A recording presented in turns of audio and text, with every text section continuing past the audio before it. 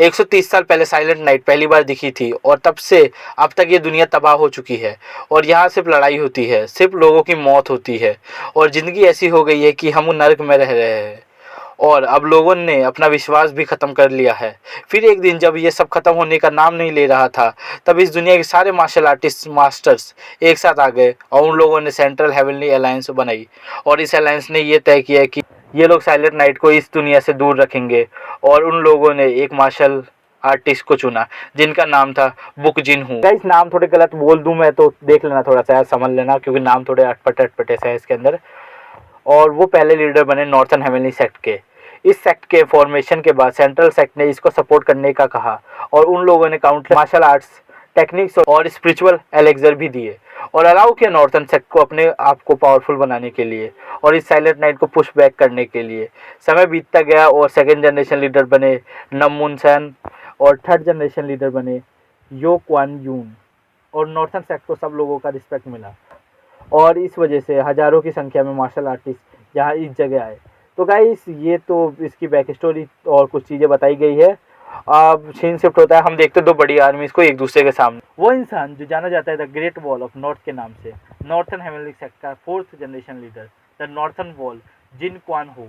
और फिर हम पढ़ते हैं the pillars of the heavenly sect the great four. दोस्तों हम थोड़ा फाइट का सीन भी देखते हैं और देखते हैं डीमन फिस्ट को जो च्यूइन वो, और फिर हम देखते हैं टेम्पेस्ट स्टॉर्म को क्वीन मिंग सैंग, और नेक्स्ट होता है crust ghost blade Don Chuin Hawa, and finally ruler of the iron blood Jae Hyung Shim. और फिर हम थोड़ा और फाइटिंग सीन देखते हैं और अभी भी नरेटर बोल रहा होता है कि इन लोगों का बहुत बड़ा हाथ है साइलेंट नाइट को नॉर्थन लैंड से दूर रखने में। और फिर एक दिन जब साइलेंट नाइट अपनी लिमिट्स पर थी नॉर्थन सेक्ट के खिलाफ, तब वो अचानक से गायब हो गई। लेकिन फिर और यहाँ एक और कैरेक्टर इंट्रोड्यूस होता है जिन मूव ऑन और बोलता है फादर। देन नरेटर फिर से बोलता है कि अब द नॉर्थन वॉल टूट चुकी है और क्वान बोलता है लगता है कि सबसे स्ट्रॉन्गेस्ट लोग इधर गैदर हुए हैं। फिर हमें बताया जाता है कि द नाइन स्काइज जो कि बहुत पावरफुल है और अनटचेबल है, पूरे म्यूरम वो जगह है जहाँ पे ये लोग रहते हैं, वो इधर गैदर हुई है। और फिर सीकर ऑफ द नॉलेज स्यू मून हावा जो कि नाइन ऑफ द स्काइज में से एक होता है, वो बोलता है सेक्ट लीडर जिन क्या तुम अपने मरते दम तक झूठ बोलोगे? आखिर the protect against the silent night, सारे लोगों में से तुमने ही क्यों हमें धोखा दिया? क्वैन बोलता है हंसते हुए मैं जिन क्वैन हो ने हमेशा अपनी ज़िंदगी सच्चाई से जी है और तुम कह रहे हो कि मैंने तुम लोगों को धोखा दिया, तुम लोगों को साइलेंट नाइट के हाथों बेच दिया। वो बुड्ढा फिर बोलता है चारों पिलर्स ने तुम्हारे खिलाफ गवाही दी है और तुम अभी भी झूठ बोल रहे हो। फिर क्वैन चारों पिलर्स को देख रहा होता है और कोई भी इससे नजरें नहीं मिला पा रहा होता है। और क्वैन बोलता है मन में कि तुम चारों ने मेरे साथ वो सारी लड़ाइयाँ लड़ी और तुम मेरे भाई जैसे हो। आखिर क्या कारण हो सकता है तुम्हारा धोखा देने का नॉर्थन सेक्ट को? अब मैं बिल्कुल अकेला हूँ। फिर क्वैन अपने बेटे की तरफ देखता है और बोलता है किसी कारण से सब लोग मेरे खिलाफ है, अगर मैंने फाइट बैक करने की कोशिश की तो ये लोग मेरे को छोड़ेंगे नहीं और रोकने के लिए कुछ भी कर देंगे। और वो चिल्ला के बोलता है कि मैं समझ गया सेंट्रल हेवनली सेक्ट और मैं तुम्हारी हर विश को पूरा करूंगा। और फिर हम ये देखते हैं द नाइन स्काइज बोल रही होती है कि उसके इंटेल्स बहुत स्ट्रॉन्ग है, नॉर्थन सेक्ट बहुत पावरफुल हो चुकी है हम लोगों के लिए, जब तक वो है हम मेनलैंड को कंट्रोल नहीं कर सकते। और फिर क्वैन चिल्लाकर बोलता है आज से नॉर्थन हेवनली सेक्ट को मैं डिसबैंड करता हूँ और जो भी डिसिप्लिन्स है इस सेक्ट के उन्हें कहीं और जाना पड़ेगा और अपना घर ढूंढना पड़ेगा। और ये आखिरी ऑर्डर है मेरे द्वारा, यानी कि जिन क्वैन हो the leader of the northern heavenly sect के द्वारा। लेकिन मेरे से वादा करो कि तुम मेरे बेटे पर अपने हाथ नहीं डालोगे, क्योंकि उसने पहले ही अपनी माँ को खो दिया है और अब सुनसान जगहों पर रहेगा। फिर वो बुढ़ा सोचता है कि उसकी फैमिली को ख़त्म करना सही होगा, लेकिन अब बोलता है कि मैं वादा करता हूँ और मन में बोलता है कि अगर मैंने इसकी बात नहीं सुनी तो ये राइवल फैक्शंस के लीडर्स मेरे खिलाफ हो जाएंगे। क्वैन बोलता है मूव ऑन मेरे बेटे, मेरे को माफ़ करना। और इसी के साथ हम देखते हैं क्वैन को मार दिया गया है। अब सीन शिफ्ट होता है और हमें 3 साल बाद का सीन दिखाते हैं। हम देखते हैं एक लड़के को जिसे कुछ लोगों ने बांध रखा है और उन लोगों में से एक बोलता है कि तुम जाग गए आखिरकार। और वो लड़का बोलता है कि तुम आखिरकार क्या रहे हो अभी? एक आदमी बोलता है इस कमीने के आंखों में देखो, मेरे को लगा था ये बहुत कमज़ोर है लेकिन ये उतना भी कमज़ोर नहीं है जितना मैंने सोचा था। और आगे बोलता है कि मेरे को नहीं पता कि बाकी ग्रुप्स ने तुम्हें कैसे ट्रीट किया, लेकिन मैं जैन पासन इसका नाम होता है, एक काइंड हार्ट पर्सन नहीं, जो कि उसे देखकर भी लग रहा है और बोलता है कि मेरे को पहले ही बहुत गुस्सा आ रहा है कि तुम्हारी वजह से हम लोगों को यहाँ 3 साल रहने पड़ेंगे।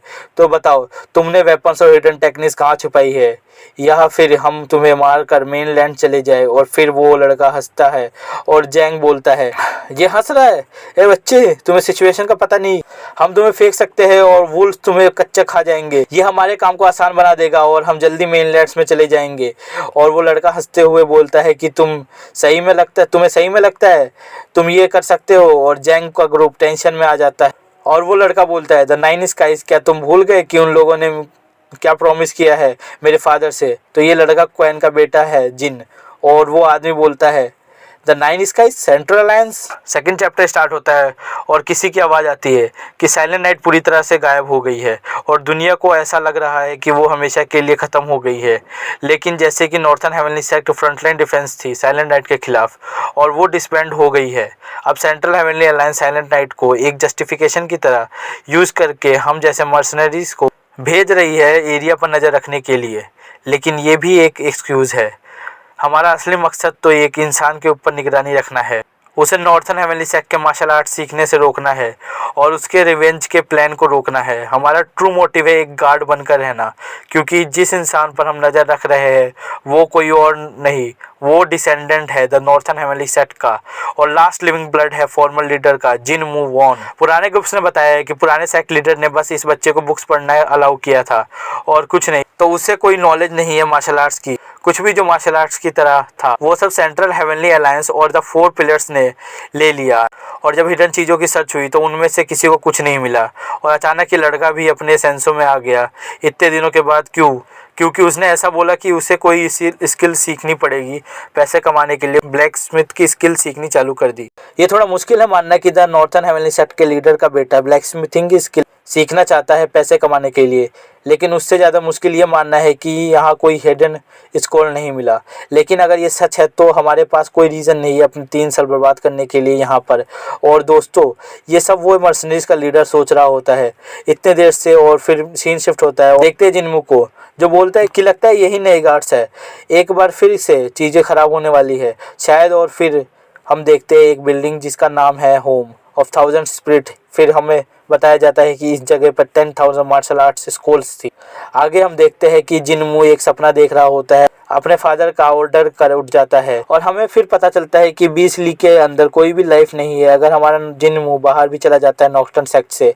और ये नॉर्थन सेक्ट की इतनी गंदी हालत जिनमू की भी हालत दर्शा रही थी और जिनमू मन में सोच रहा होता है यही मैं हूँ और मैं कितनी गंदी और गरीब सिचुएशन में हूँ। आगे बोलता है कि मैं इसलिए क्लाइम नहीं कर रहा कि मैं अपनी वीकनेस छुपा लूँ, लेकिन इसलिए कर रहा हूँ से मैं अपनी विल को स्ट्रॉन्ग कर सकूँ। अगर मैंने अभी कुछ गड़बड़ी की तो इतना मेरे पिता ने सेक्रीफाइस किया है सब बेकार हो जाएगा। और फिर हम उस सीन पर आते हैं जब चैप्टर 1 का एंड हुआ था। जिनमू बोलता है कि क्या northern heavenly sect and the hidden scores, का तुम्हें लगता है कि सेंट्रल हेवनली अलायंस ने कुछ छोड़ दिया होगा, वो सब लेकर चले गए।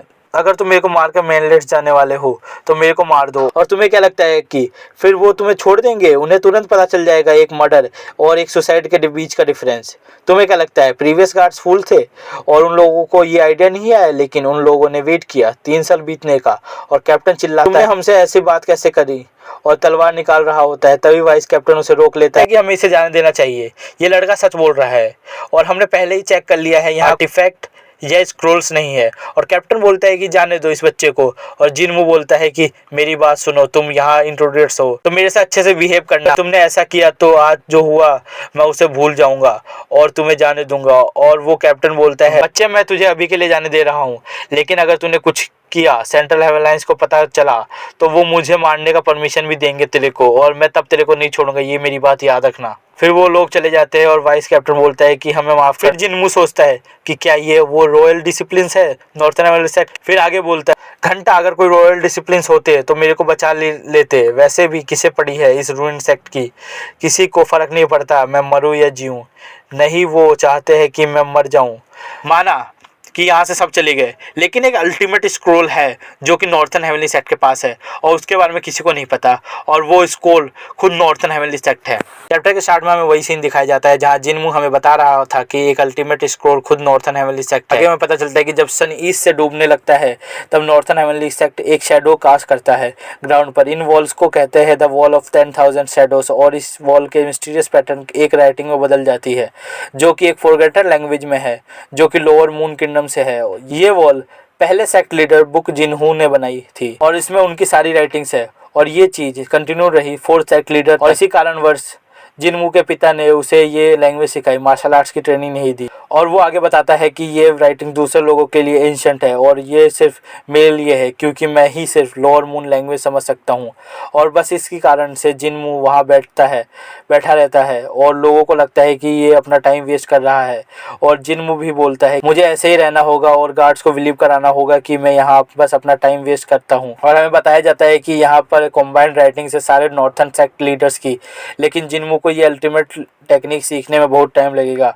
वो टेक्निक्स जिसे कहते हैं गैदरिंग ऑफ 10,000 शैडोज। और जिनमू आगे बोलता है कि जब तक उस पे सेंट्रल हेवनली अलायंस की नज़र है उसके पास कोई चांस नहीं है, लेकिन उसे वेट करना पड़ेगा अपने चांस के लिए। इसी से पता चलता है कि जिनमू को चोमू समझ रहा था, वो चोमू है नहीं, बिल्कुल 10,000 IQ प्ले कर रहा है। फिर जिनमू को एक हॉर्स और एक कार्ड दिखता है और इसमें मिस्टर होंग्स होते हैं और हमें मिस्टर होंग्स के बारे में बताया जाता है कि ये सेल्फ डिफेंस टेक्निक में मास्टर है। इस वजह से इन्हें weakest of the northern heavenly sect बोला जाता है, लेकिन लॉयल्टी एंड डिवोशन में इनका मुकाबला कोई नहीं कर सकता पूरे नॉर्थन हेवनली सेक्ट में। जब नॉर्थन हेवनली सेक्ट डिस्बैंड हो रहा था तब मिस्टर होंग एक मर्चेंट बन गए और जिनमू के लिए सप्लाईज लाने का बेस्ट ट्राई करते, और हमें इनके बैक स्टोरी बताई जाती है। ये एक ऑर्फन बॉय थे और इनमें कोई टैलेंट नहीं था मार्शल आर्ट्स को लेकर, इसी वजह से सारे सेक्ट ने मिस्टर होंग को रिजेक्ट कर दिया। लेकिन नॉर्थन हेवनली सेक्ट के लीडर जिन क्वान ने पूरा बेस्ट ट्राई किया मिस्टर होंग को बेसिक सिखाने का मार्शल आर्ट्स की, जिससे वो अपनी बॉडी को कम से कम प्रोटेक्ट तो कर सके। मिस्टर होंग ये चीज़ नहीं भूले हैं और जब सबने नॉर्थन हेवनली सेक्ट को छोड़ दिया, मिस्टर होंग अपना बेस्ट ट्राई कर रहे हैं जिनमू के लिए। फिर इनकी थोड़ी बातचीत होती है जिसमें ये लोग अपना हालचाल पूछ रहे हैं और मिस्टर होंग जिनमू की फिंगर्स को देखकर बोलते हैं कि क्या उन गार्ड्स ने आपको हर्ट किया। देन जिनमू बोलता है कि नहीं, वो मैं ब्लैक स्मिथ हूँ ना, इसलिए मेरे को थोड़ी चोट लग गई। और बोलता है कि आपको इतनी मेरे लिए करने की ज़रूरत नहीं है, आप अपनी ज़िंदगी जी सकते हो। लेकिन मिस्टर होंग बोलते नहीं, मैं ऐसा आपको देखकर अपनी ज़िंदगी कैसे जी सकता हूँ म्यूरियम में, एक यंग लॉर्ड को ऐसे नहीं रहना चाहिए। फिर जिनमू पूछता है कि यहाँ ये रॉक क्यों है मिस्टर होंग, और मिस्टर होंग बताते हैं कि ये एक सेक्रेट ऑब्जेक्ट है जो आसमान से आया है और एक ट्राइब इसे वर्शिप करती है, लेकिन अब उस ट्राइब का मास्कर्ड हो चुका है तो अब ये किसी की प्रॉपर्टी नहीं है। फिर जिनमू कहता है कि मास्कर्ड और मिस्टर होंग बताते हैं उनकी लड़ाई फर्स्ट ट्रुप से हुई। पहले हमें बताया जाता है कि नॉर्थन हेवनली सेक्ट को बिट्रे करने के बाद द ग्रेट फोर ने अपनी फोर्स बनाई मुरिम में, जैसे कि द कर्स ब्लेड वेस्ट में, द टेम्पेस्ट स्टोन इसने अभी तक कोई चाल नहीं चली, the iron blood ruler north में, और डीमन फिस्ट ने बनाई थी ब्रोकन फिस्ट ट्रूप। फिर मिस्टर होंग बताते हैं कि जिनमू ने ब्लैक स्मिथ बनने का चुना इसलिए वो उसके लिए आयरन लाए हैं। एंड देन वो दोनों घर की ओर बढ़ते हैं और एक गार्ड बोलता है कि ये बुढ़ा होंग ये कोई स्पेशल नहीं है, इसकी रॉयल्टी नॉर्थन सेक्ट के लिए स्पेशल है, लेकिन जिनमू बस अपना टाइम वेस्ट करता रहता है। मैं उससे कोई क्यू या मार्शल आर्ट सेंस नहीं कर रहा हूँ। अगर इसे मार्शल आर्ट सीखी होती तो ये भी स्ट्रॉन्ग लीडर बन सकता था क्योंकि इसकी डिसीजन मेकिंग स्किल्स अच्छी है। और फिर हम देखते हैं एक मैसेंजर हॉक को और कैप्टन चिल्लाता है कि इतने दिनों से इन लोगों ने हमसे कॉन्टेक्ट नहीं किया, अब ये कह रहे हैं कि रॉयल गेस्ट आएंगे। वाइस कैप्टन पहली चीज सुबह एक रॉयल बिल्डिंग को सही करना। अब फिर हम देखते हैं कि जिनमू ने मिस्टर होंग के लिए चाय बनाई थी, कुछ बातचीत कर रहे होते हैं और मिस्टर होंग बताता है कि इस समय दुनिया में चल क्या रहा है। वो एक मार्शल आर्ट्स के बारे में बताता है जिसका नाम होता है डैम सो चुइन, जो कि एक 9 स्काइज के मेंबर का बेटा है। उसने अनाउंस किया था कि वो शो मार्शल आर्टिस्ट को चैलेंज करके हराएगा। पहले लोग इस पर हंस रहे लेकिन वो अभी तक 93 फाइट जीत चुका है और लोग उसे 100 मैन चैलेंज बोलकर बुला रहे हैं। वो बस अभी 18 साल का है। इनकी बात आगे बढ़ती है और मिस्टर होंग बताते हैं कि डैम सोन चुइन अभी नॉर्थ की ओर आ रहा है। फिर मूव पूछता है और कोई खबर। फिर सीन शिफ्ट होता है और हम उसी पत्थर को देखते हैं जिसको मेरे को लगता है कि ये पत्थर आगे जाके कुछ स्पेशल होगा। फिर मिस्टर होंग भी चले जाते हैं और हम फिर देखते हैं कि वाइस कैप्टन जिनमू को बताता है कि रॉयल गेस्ट आ रहे हैं और वो लोग हाउ चुइन प्लेस को रिपेयर करने वाले हैं। और जिनमू जाते जाते कहता है कि ठीक है, वो बिल्डिंग पहले से ही अबंडेंड है और चला जाता है। हम देखते हैं जैसे जिनमू एंटर करता है, एक ड्रैगन उसके गले पर है और एक लड़की की आवाज़ आती है और जिनमू बताता है कि वो यहाँ का ओनर है। और वो लड़की बोलती है कि ओनर यानी कि the descendant of the northern heavenly sect, और बेहोश हो जाती है। इस चैप्टर के स्टार्ट में हमें वही लड़की दिखाई जाती है जो पिछले चैप्टर में बेहोश हो चुकी थी, और ये देखकर जिनमू एकदम हैरान परेशान हो जाता है और पैनिक होकर खुद से ही बोलता है यहाँ एक औरत क्यों है, क्या ये क्रिमिनल है, और चेक भी करता है कि वो अलाइव है या मर गई है, और वो जिंदा होती है और उसे लेकर वहाँ से भागता है। और फिर वो देखता है उस औरत के शोल्डर पर एक निशान है और वो पॉइजन का होता है। जिनमू और पैनिक होता है, बोलता है कि ये शायद से कोई डेडली पॉइजन क्यू है और उसके पास एक इंटरनल प्रोटेक्शन एंटीडोट होती है, लेकिन ये उसके पास लास्ट होती है जो कि उसे मिस्टर होंग ने दी थी। और फिर जिनमू सोचता है कि उस औरत को वो जानता तक नहीं है और वो इसे यूज़ करेगा तो उसके लिए कि ये बहुत ख़राब हो सकता है। और फिर वो एक अच्छे मेन कैरेक्टर की तरह उस एंटीडोट को यूज़ कर लेता है। उस औरत की ब्लीडिंग भी स्टॉप हो जाती है और फिर सीन शिफ्ट होता है और हम देखते हैं कि उस लड़की को जिसकी अभी आंखें खुल चुकी है और वो ये देखकर हैरान है और सोच रही होती है उसे किसने हील किया। फिर वो देखती है जिनमू को जो कि उसके लिए खाना बना रहा होता है। फिर उसे याद आता है कि क्या क्या हुआ था रात को, और फिर जिनमू बताता है कि वो लड़की पूरे 3 दिन से बेहोश है और वो बोलती है तुम जैसे इंसान ने मेरी मदद क्यों की। फिर जिनमू कहता है कि मेरे को नहीं पता कि तुम कोई असैसन हो या कोई और, लेकिन मैं किसी को अपने आंखों के सामने मरता नहीं देख सकता। फिर वो लड़की सोचती है कि इसके इरादे तो ठीक लग रहे हैं और मेरे को इसके अंदर से कोई क्यू भी डिटेक्ट नहीं हो रही, क्या ये सही में मेरी मदद करना चाहता है। और गाइस ऐसा ही होता है जब आपने इतनी सारी चीज़ सही होती है तो आप जल्दी किसी पर भरोसा नहीं करते। आई थिंक इस लड़की की भी एक स्टोरी बहुत सैड होगी। और फिर जिनमू कहता है जल्दी खा लो, और वो लड़की कहती है अब मैं इधर ही रहूंगी तब तक मैं सही से ठीक ना हो जाऊं। और फिर जिनमू कहता है ये भी तुमने खुद से डिसाइड कर लिया, तुम्हारा नाम क्या है। और वो लड़की कहती है तुम्हें उससे क्या, और एक उस बंदे ने जिससे तुम्हारी जान बताई, माना दिन खराब है उसके, लेकिन नॉर्थन हेवनली सेक्ट का लीडर हो सकता था वो, अगर इतनी सारी चीज़ें नहीं होती उसकी लाइफ में। और ये लड़की बोलती है तुम्हें क्या, और ऐसा कुछ चीज़ें जिनमू भी चिल्लाकर कहता है। और फिर वो अपना नाम बताती है यून हासवेल। और फिर जिनमू उसे बताता है कि इधर कुछ कपड़े हैं और स्टोर रूम में खाना है और मैं नेक्स्ट बिल्डिंग में हूँ, कुछ चाहिए तो बता देना, और चला जाता है। और ये लड़की कुछ सोच रही होती है और ये भी बोलती है कि क्या उसे पता है मैं कौन हूँ, वो मेरी हेल्प क्यों कर रहा है। अभी तक हमें इसके नाम के अलावा कुछ नहीं बताया गया है। और जिनमू भी सोच रहा होता है कि वो लड़की मामूली नहीं है और शायद से जिनमू को यून हा पसंद है। हम देखते हैं उन गार्ड्स को जो कि रॉयल गेस्ट के आने की तैयारी कर रहे होते हैं, और यून हा 3 दिन से उसे कमरे से बाहर नहीं आई। फिर हम देखते हैं यून हा को जो कि खुद की इंटरनल एनर्जी बढ़ा रही होती है, लेकिन फिर भी वो उस पॉइजन को निकाल नहीं पा रही होती है। और फिर हमें उस पॉइजन का नाम पता चलता है the consuming flames of darkness, जो कि बहुत डेंजरस है। और वो कोशिश करती है पॉइजन को निकालने की, लेकिन वो पॉइजन और हावी हो जाता है और देखने से लगता है कि यून हा का एंड है। और लास्ट पेज में हमें एक बंदा भी दिखता है। तो ये चैप्टर स्टार्ट होता है और हम उसी अननोन बंदे को देखते हैं जो कि कुछ प्रेशर पॉइंट्स को प्रेस करता है और बोल रहा होता है कि यंग मिस अपनी क्यू को फोकस करो, उसे यूटिलाइज करो एंड फोकस करो अपने फिंगर पर। और हम फिर देखते हैं कि वो पॉइजन बाहर निकल जाता है। फिर हमें पता चलता है कि इस बंदे का नाम सा रियोंग होता है और बोलता है कि मेरे को माफ़ कर दो यंग मिस, मेरे को पता नहीं था कि आप यहाँ हो, मेरे को ऐसा लगता है कि ये यूनहा कोई प्रिंसेस है शायद से। और फिर हमें ये पता चलता है कि इन लोगों पर हमला हुआ था और उसी वजह से यूनहा की ऐसी हालत थी जब वो जिनमू से मिली थी। फिर यूनहा बोलती है कि तुम मास्टर के पास क्यों नहीं गए, और सा रियोंग बोलता है कि मास्टर कोई बंदे नहीं है जिनकी हमें टेंशन लेनी चाहिए। ये बताया जाता है कि इन लोगों के पीछे कोई ना कोई पड़ा है, और ये बंदा बोलता है कि यूनहा को अभी नॉर्थन सेक्ट में रहना चाहिए, वो जा रहा है मास्टर को ढूंढने। फिर हम देखते हैं जिनवू को जो कि चीज़ें याद कर रहा होता है जो वो पढ़ता है उस अल्टीमेट स्कूल से, और फिर वो पूरे एरिया को सेंस करता है, उसे कोई भी नहीं सेंस होता। तो उससे पता चलता है कि इसके पास की भी है, लेकिन अभी तक किसी ने इसकी की सेंस नहीं की। सो ये हो सकता है जो अभी परफॉर्म कर रहा है ये कोई की टेक्निक नहीं है, या फिर इसने अपनी की पर बहुत अच्छा कंट्रोल पा लिया है। और फिर वो एक स्वॉर्ड उठाता है और एक जल्दी से स्लैश मारता है और फिर वहाँ से चला जाता है। फिर हम देखते हैं यूनहा को जो कि नॉर्थन हेवनली सेक्ट को देख रही होती है और वहाँ जिनमू पहुँच जाता है।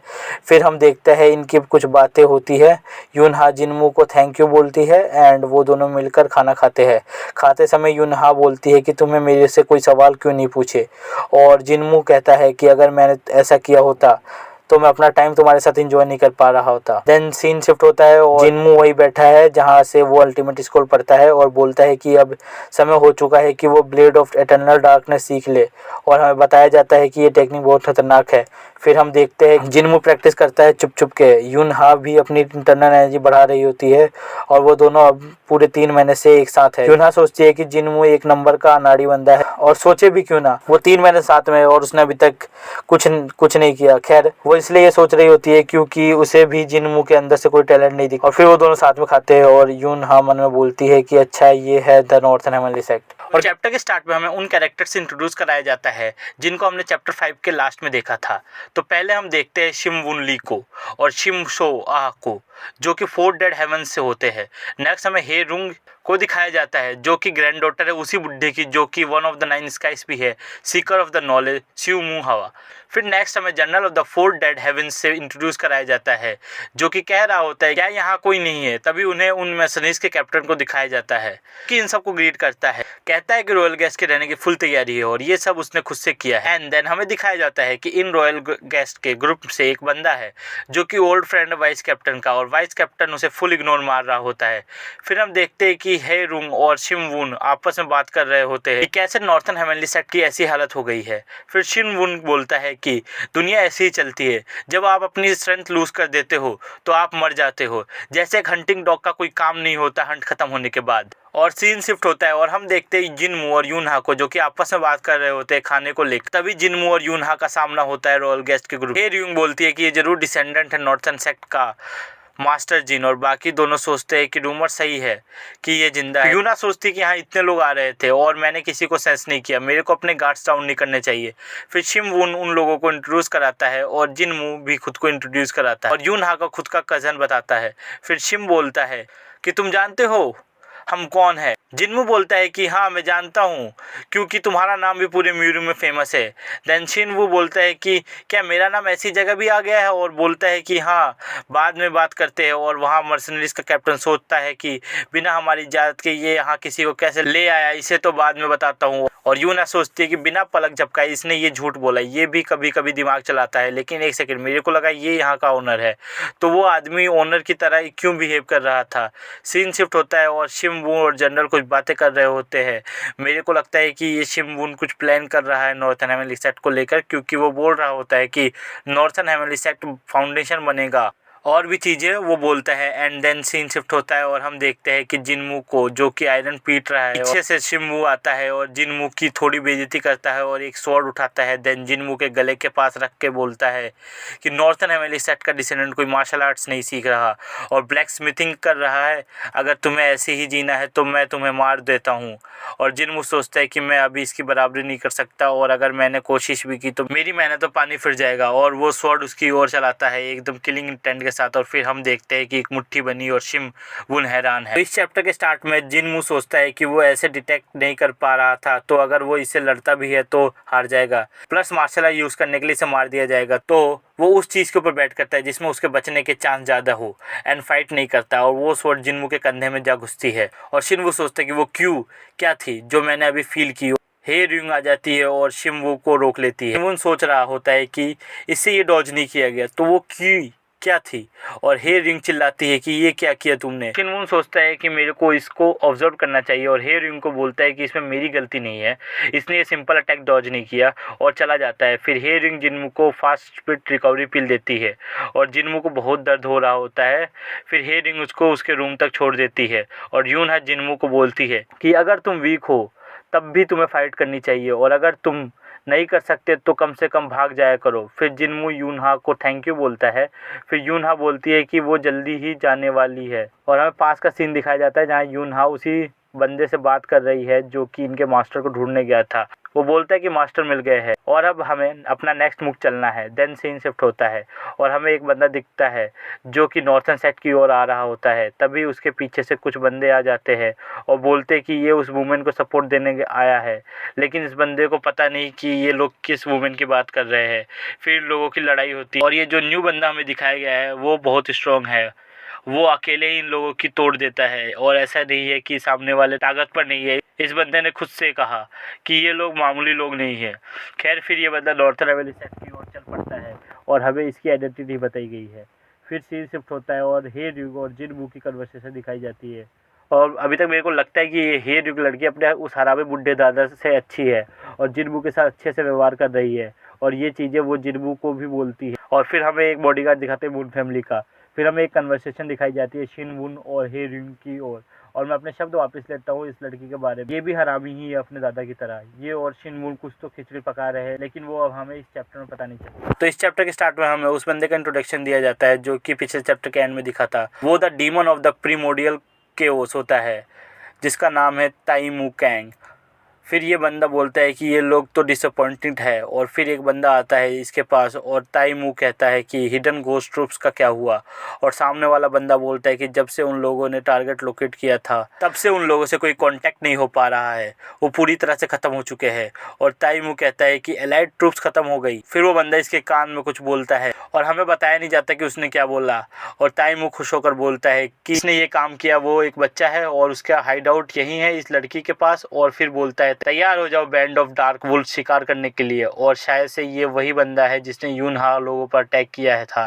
फिर सीन शिफ्ट होता है, फिर हम देखते हैं वाइस कैप्टन को, जिससे वही बंदा बुला रहा होता है जो कि खुद को वाइस कैप्टन का फ्रेंड बता रहा था। फिर वाइस कैप्टन सोचता है कि तुम उसको दोस्त कैसे कह सकते हो जिसने तुम्हारी वूमेन चुरा ली, और इसने एलाइड टाइगर गार्ड्स बैंड ले ली, इससे खुद का काम करना चाहिए और मेरे से दूर रहना चाहिए। और वो बंदा कहता है कि तुम उस बात को लेकर अभी तक गुस्सा, अरे उसने मेरे को चूज़ किया था और ऊपर से वो मेरे से शादी करना चाहती थी। और ये सुनते ही वाइस कैप्टन उस बंदे पर अटैक करता है, लेकिन वो भी एलाइड टाइगर गार्ड से है, तो उसने वाइस कैप्टन पे बहुत से कट मार दिए होते हैं। फिर वाइस कैप्टन खुद के पास को याद करता है और अपनी वाइफ को याद करके रोता है। फिर सीन शिफ्ट होता है और हम देखते हैं कि जिनमू को, जो कि कुछ सोच रहा होता है। और फिर हम देखते हैं कि उसने यूनहा के लिए एक प्रेजेंट बनाया था और उसे दिया था क्योंकि वो जा रही थी। और फिर हमें यूनहा दिखती है जो कि जिनमू के प्रेजेंट के बारे में सोच रही होती है। फिर वहाँ सारुंग आ जाता है। फिर वो कहता है कि उनके मास्टर वहाँ आने वाले हैं। फिर वो नोटिस करता है कि यूना कुछ छुपा रही है। देन वो बोलता है कि अपनी पर्सनल फीलिंग्स को इन में ना, क्योंकि वो उनकी आखिरी होप है और शायद से वो बंदा आ रहा है, वो इनका मास्टर भी हो सकता है। खैर फिर हम देखते हैं वाइस कैप्टन को जो कि ट्रेनिंग कर रहा होता है और बहुत गुस्से में होता है कि आखिर क्या कारण हो सकता है कि उसकी वाइफ ने उसे छोड़ दिया, और पागल टाइप हो रहा होता है और कहता है वो सबको मार देगा। तभी उसको कुछ आवाज़ आती है और धीरे धीरे उसका गुस्सा शांत होता है और उसे अजीब सी क्यू फील हो रही होती है। फिर हम देखते हैं जिनमू को जो कि प्रैक्टिस कर रहा था और वो क्यू उसके अंदर से ही आ रही थी। और फिर जिनमू वहाँ से जाता है और उसे एक इमेंस क्यू फील होती है जो कि उस बंदे की है जिसे हमने लास्ट चैप्टर में देखा, और मैं इसमें टाइम में कंफ्यूज हो गया था। तो इस चैप्टर के स्टार्ट में हमें इस बंदे से इंट्रोड्यूस कराया जाता है जो कि है डैम सो च्यून, और ये शिमवून ओरो की साइड से और उसका भाई भी है। फिर शिमवून, शिमसो और हे रुंग इससे मिलते हैं और फिर वो कुछ बातें करते हैं। इसमें शिमवून पूछता है कि डैमसो की ऐसी हालत कैसे हुई, और जिनमू सोचते हैं कि यही है द 100 मैन चैलेंज जिसके बारे में मिस्टर होंग ने उसे बताया था। लेकिन फिर डैमसो पूछता है कि वो जो बंदा वहाँ खड़ा है वो कौन है, और शिनवू बोलता है कि वो डिसेंडेंट है नॉर्थन फैमिली सेट का, लेकिन वो किसी काम का नहीं है, तो आप टेंशन मत लो। और वो वहाँ से चले जाते हैं। फिर हम देखते हैं जिनमू को जो कि सोच रहा होता है कि ये है डैमसो च्यून, इसका और एक नेक्स्ट लेवल पर है। और फिर जनरल आता है जिनमू के पास और उसे इन्वाइट करता है डिनर के लिए, और जिनमू बोलता है कि एक गेस्ट उसके होस्ट को डिनर पर इन्वाइट कर रहा है, लेकिन जनरल कहता है कि वो अपनी कज़न को भी लेकर आ सकता है कल डिनर पर। उसके बाद हम देखते हैं डैमसो को जो कि जिनमू के बारे में सोच रहा होता है और कहता है कि उससे मेरे को कोई क्यू या मार्शल आर्ट सेंस नहीं हुए, लेकिन कुछ तो डिफरेंट है उसमें, शायद से उसने नॉर्थन हेवनली सेक्ट के स्ट्रेंथ को इनहेरिट कर लिया है। तो इस बंदे को डाउट तो है जिनमू पर कि वो कुछ तो छुपा रहा है, लेकिन फिर सीन शिफ्ट होता है और हम देखते हैं डैमसो जो कि जिनमू का इंतजार कर रहा होता है और उसे कहता है कि ये एक ऑनर है तुमसे मिलने का, मैं डैमसो च्यून हूँ।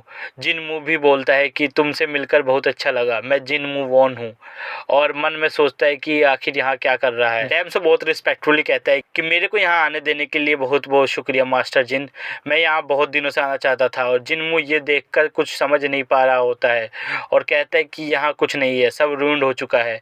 और डैमसो कहता है कि जो बाहर की चीज़ें हैं उसमें मेरा कोई मतलब नहीं है, मेरे को खुशी है कि मैंने उस इंसान को देख लिया जिसने नॉर्थन फैमिली सेट के स्ट्रेंथ को इनहेरिट कर लिया है।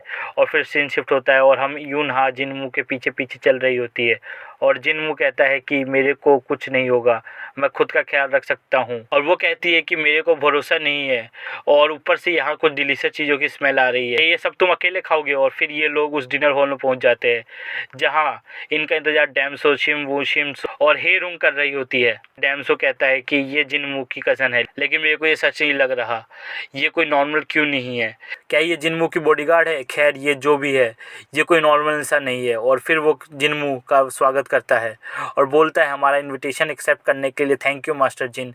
फिर शिम बोलता है कि अब बिजनेस की बात करते हैं, और डैमसो बोलता है आपका प्लेस यूज़ करने के लिए और बिना इजाज़त आपको इनवाइट करने के लिए सॉरी, लेकिन हमारे पास एक रीज़नेबल एक्सप्लेनेशन है। और हे रियूंग कहती है हम लोग तुम दोनों को एक सील ऑफ अप्रूवल की तरह अपॉइंट करना चाहते हैं। और डैमसो कहता है कि वो यहाँ सेलोरियम ड्रैगन सोसाइटी बनाना चाहता है। और हे रियूंग कहती है कि ये एक सिस्टम है जो कि यंग मार्शल आर्टिस्ट के काम आएगी और उन लोगों को भी अपनी वॉइस उठाने का मौका देगी आज के पॉलिटिक्स में। एंड देन जिनमू कहता है कि तो तुम यहाँ नॉर्थन एमएलए सेक्ट में क्यों आए हो? फिर हे रुंग कहती है कि ओल्डर मास्टर्स को ये चीज़ें पसंद नहीं है। फिर डैमसो कहता है कि ऐसा कोई नहीं है जो कि नॉर्थन एमएलए सेक्ट की रिस्पेक्ट नहीं करता होगा, और ये सब जानते हैं कि नॉर्थन एमएलए सेक्ट कितने सालों साइलेंट नाइट से फाइट किया है, और इसलिए हम अपनी ऑर्गेनाइजेशन यहाँ इस्टेब्लिश करना चाहते हैं, और यही इस मीटिंग का पर्पस है। और हम चाहते हैं कि मास्टर जिन इसे अप्रूव कर दे। और जिन कहता है कि मैं समझ गया, मेरे को तुम्हारे प्रॉमिस का विटनेस बनना है।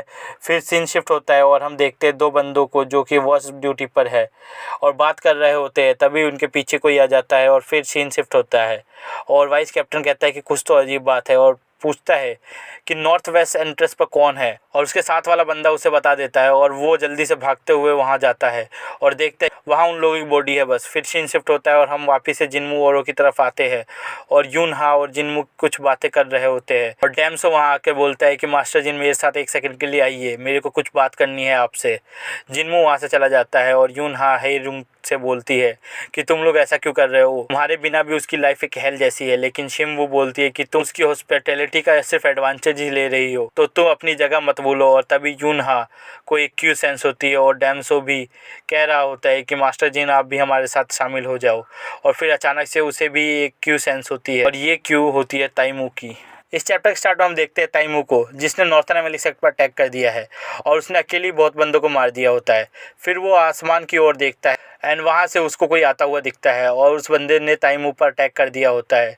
फिर हमें बताया जाता है कि ये कोई और नहीं डैमसो है। फिर ताइमू हंसते हुए बोलता है अच्छा तुम ही वो बच्चे हो जो फैंसी नेम यूज़ करता है, जिसने मेरे हिडन घोस्ट ट्रूप्स को हराया। फिर डैमसो को याद आता है और सोचता है कि मैं सही था, ये मेन लेड से नहीं है। और वो कहता है कि क्या तुम साइलेंट नाइट से हो, और ताइमू कहता है कि डंडे की जगह तुम एक्साइटेड हो। और ये दोनों आमने सामने होते हैं और सीन शिफ्ट होता है, कुछ बंदे जनरल के पास आते हैं और फिर यूना सोचती है कि ये लोग यहाँ तक आ गए मेरे पीछे। फिर वो जिनमू को कहती है कि तुम लोग उस मॉन्स्टर को नहीं हरा सकते, तुम्हें यहाँ से भाग जाना चाहिए। और जिनमू कहता है कि अब इसके लिए बहुत देर हो गई है। देन हम देखते हैं कि ताइमू के साथ के बंदे ने इन्हें घेर लिया होता है। फिर सीन शिफ्ट होता है और सब लोग लड़ने के लिए तैयार होते हैं और हाई रूम सोच रही होती है कि ये पक्का साइलेंट नाइट है, लेकिन ये लोग अब मूव क्यों कर रहे हैं, रुको अगर डैमसो ने इन्हें हरा दिया तब। और फिर हम देखते हैं कि यूनहा को जो कि जिनमू को प्रोटेक्ट करने के लिए फाइट करने के लिए तैयार हो जाती है। और फिर सीन शिफ्ट होता है और डैमसो ने ताइमू के ऊपर एक अटैक लॉन्च कर दिया होता है और बोलता है कि अगर तुम साइलेंट नाइट से हो तो मेरा नाम याद रखना, डैमसो च्यून। और इसी के साथ वो और भी बहुत से अटैक कर देता है ताइमू पर। और फिर हम देखते हैं ताइमू ज़मीन पर गिरा हुआ है और उसके चारों ओर से खून गिर रहा है और डैमसो बोलता है कि क्या मैंने ज़्यादा कर दिया, और जा रहा होता है। लेकिन तभी उसके पीछे से हंसने की आवाज़ आती है और ताइमू उठ खड़ा होता है और ये देखकर डैमसो शॉक हो जाता है। और तभी ताइमू एक अटैक करता है डैमसो पर, जिसका नाम होता है chaotic spin off demonic dive. और नेक्स्ट सीन में हम देखते हैं कि डैमसो ज़मीन पर गिरा हुआ है और उसके सारी तरफ से खून आ रहे होते हैं। ताइमू सोचता है कि बस इतने से तुम हार गए, rising star of eastern sky. और फिर हम देखते हैं कि शिमसो ताइमू के सामने खड़ी है और शिमवून और हेरुंग भी वहाँ होते हैं। और शिमसो कहती है कि तुम नहीं जानते हम कौन है, मेरे पिता एक नाइन स्काइस। और ताइमू एक अटैक में उसे मार देता है आई गेस। और ताइमू ने ये अटैक ऐसे किया होता है कि वो कोई मच्छर मार रहा है। करने से पहले पिछली वीडियो में हमने देखा था कि ताइमू ने डैमसो की हालत ख़राब कर दी है। और अब आगे तो इस चैप्टर के स्टार्ट में हमें दिखाया जाता है कि शिमवून ताइमू की ओर बहुत गुस्से से जाता है क्योंकि ताइमू ने शिमसो को मार दिया होता है। लेकिन ताइमू एक अटैक में ही शिमवून को भी खत्म कर देता है। और ये सब अपना एमसी यानी कि जिनमू भी देख रहा होता है। यूना उसे खींचते हुए बोलती है कि मैंने तुम्हें कहा था से मेरे पीछे रहो। और यूना ने बहुत से ताइमू के बंदों को मार दिया होता है। फिर हम देखते हैं हेरुंग को जो कि अपनी गार्ड के साथ होती है और सोच रही होती है कि कैसे इन बंदों ने सिम्सो को मार दिया और सब प्लान्स पे पानी फेर दिया। फिर उसका गार्ड बोलता है कि यहाँ की सिचुएशन अच्छी नहीं है और वो कहती है कि मास्टर डैम और सिम को लेकर यहाँ से चलो। और फिर वो अपनी स्पिरिचुअल एनर्जी पर फोकस करने लगती है। एंड जिनवू भी सोचता है कि ये ऐसा कैसे कर सकती है। कोई शक नहीं है कि ये एक 9 स्काईज में से एक की ग्रैंड डॉटर है।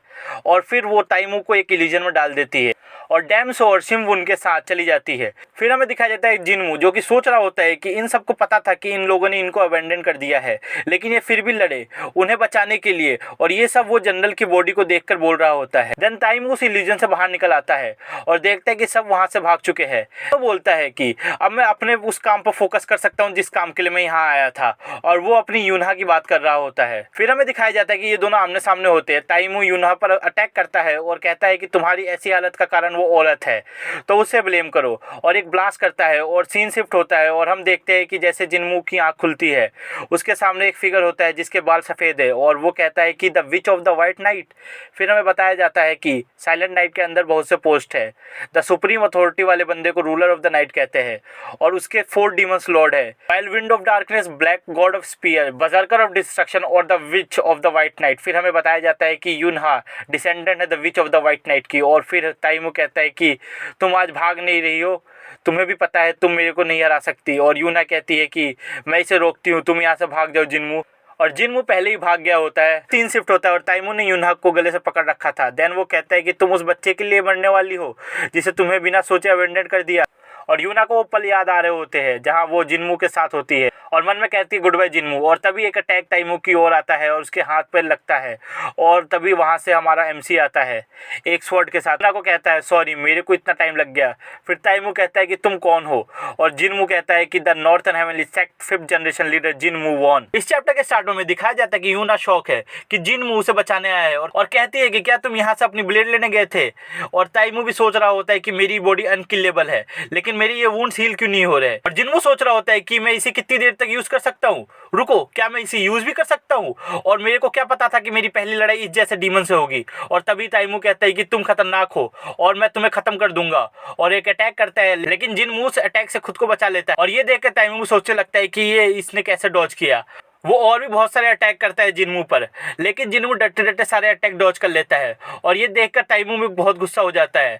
और फिर देखते हैं कि वाइस कैप्टन जो कि एक जल्दी से आ रहा होता है के साथ का बंदा उसे छोड़कर भाग चुका है। और तभी वाइस कैप्टन की नजर कैप्टन पर पड़ती है जो कि छुपा हुआ है। और वाइस कैप्टन पूछते हैं कि क्या हुआ और कैप्टन डरते डरते उसे सारी बातें बता देता है। और वाइस कैप्टन बोल हमें वहां जाकर अपने कॉमरेड्स की डेथ का बदला लेना चाहिए। और कैप्टन डरते डरते उसे मना करता है। यार मेरे को वाइस कैप्टन ना पहले से बहुत अच्छा लगता है क्योंकि इसने जिनवू के साथ अच्छा बिहेव किया था। देन वाइस कैप्टन उस कैप्टन को एक लात मारता है, वहां से उस ओर चला जाता है। और कैप्टन भी बहुत डरा हुआ है और कहता है कि मैं सर्वाइव करने के लिए कुछ भी करूंगा और वहां से भाग जाता है। फिर हम देखते टाइमू और जिनवू लड़ रहे होते हैं और यूना सोच रही होती है कि क्या ये वही है जिसे मैं जानती हूँ, लेकिन मैं अभी भी इसमें से कोई क्यू सेंस नहीं कर पा रही हूँ। तभी टाइमू केओटिक रेन ऑफ डिस्ट्रक्शन नाम का एक अटैक मारता है और जिनवू सोच रहा होता है कि मैं पूरी एरिया को सेंस कर पा रहा हूँ लेकिन मैं इस अटैक से नहीं बच सकता। फिर हमें वाइस कैप्टन दिखता है जो कि उस बिल्डिंग में जा रहा होता है जहाँ मीटिंग हो रही थी और वहाँ पर उसका फ्रेंड मिलता है। और ये देखकर वो वाइस कैप्टन सैड होता है क्योंकि उसका फ्रेंड मर चुका होता है। और वाइस कैप्टन कहता है अगर तुम मर गए तो मैं अपना गुस्सा किस पर निकालूंगा। देन हम फिर जिनवू पर आते हैं जो कि सोच रहा होता है कि कैसे वो यूना को बचाए। और तभी वो अटैक सोचता है the shadow blades of the ends, waves of dissolution. तो इस चैप्टर के स्टार्ट में वाइस कैप्टन दिखता है जो कि बहुत सैड है कि उसका दोस्त मर गया है और उसकी तलवार उठा लेता है। तभी उसको कुछ दिखता है और वो जिनवू होता है जो कि किसी शैडो की तरह दिख रहा होता है और बहुत तेजी से एक अटैक प्रिपेयर करता है और टाइमू की ओर बढ़ जाता है उसे मारने के लिए। जिसे देखकर टाइमू भी सोचता है कि अगर ये अटैक उसे लग गया तो वो मर सकता है और उसे डॉज करने के लिए कोशिश करता है। लेकिन तभी जिनवू के मुंह से बहुत सा खून निकलने लगता है। फिर टाइमू कहता है कि ये स्ट्रेंज चीज तुमने कहाँ से सीखी। और हम देखते हैं कि टाइमू के शरीर पर एक स्लैश लग चुका हुआ है और वो सोचता है कि ये इसने कब कर दिया। और जिनवू की बहुत गंदी हालत हुई पड़ी है और वो सांस भी नहीं ले पा रहा है। और टाइमू सोचता है कि ये वुंड जो ये लड़का मारे जा रहा है वो हील क्यों नहीं हो रहे। और वो फिर जिनवू की तारीफ करता है और बोलता है कि तुम उस पिछले वाले बच्चे से बहुत बढ़िया हो, तुमने ये कौन सी मार्शल आर्ट सीखी है। और तभी यूनहा चिल्लाती है और टाइमू उस पर एक अटैक कर देता है और वो जिनवू को मारने जा ही रहा होता है कि सीन शिफ्ट होता है और टाइमू पर किसी ने अटैक कर दिया होता है। और वो कोई और नहीं मास्टर होती है यूनहा की, the real which of the white night. और फिर हमें पता चलता है कि टाइमू को साइलेंट नाइट वालों ने ही बनाया है। और फिर सारुंग बहुत सी चीज़ें सोचता है यूनहा और जिनवू के बारे में और कहता है कि ये मोर्टल एनिमी है साइलेंट नाइट का।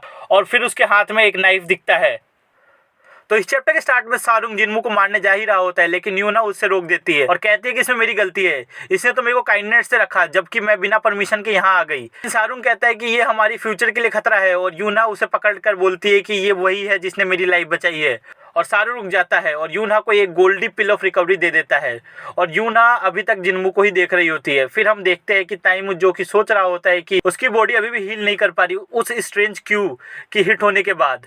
और फिर हम देखते हैं कि the witch of the white night को जो कि बोल रही है कि पिछली बार तुम्हारी सरप्राइज अटैक की वजह से तुम जीत गए, नहीं तो तुम्हारी अनडाइंग फ्लेम्स ऑफ केओस मेरे सामने कुछ नहीं है, और अटैक करती है।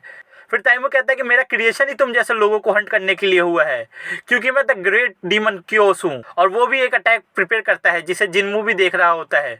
उसके बाद सीन शिफ्ट होता है और हम देखते हैं व्हाइट नाइट को जो कि बोलती है कि वो आदमी भाग गया और शायद से तुम last living blood of northern heavenly set के। और ये सब वो जिन्मू को कह रही होती है और सोच रही होती है कि उसने इसके बारे में जो कुछ सुना था सब झूठी बातें थी। ये एकदम फुल्ली ग्रोन टाइगर है खतरनाक पंजों के साथ, जिन्मू को मारने वाली होती है, लेकिन यूना वहाँ आ जाती है, उसे रोक लेती है और व्हाइट नाइट कहती है कि मेरे को रोकने की हिम्मत की, साइड हट जाओ, ये डिसेंडेंट है हमारे मोर्टल एनिमीज का। और यूना कहती है कि मेरे ऊपर इसका एक एहसान है और आगे कहती है कि मास्टर मैंने आपके सारे ऑर्डर्स माने हैं, लेकिन एक बार बस मेरी रिक्वेस्ट मान लीजिए आप। और फिर साइलेंट नाइट कुछ सोचती है और बोलती है कि यूना ने ऐसी पहले कभी रिक्वेस्ट नहीं की, इस लड़के ने जरूर इसे चेंज कर दिया है। और यूना उसके लिए भीख मांगने लगती है।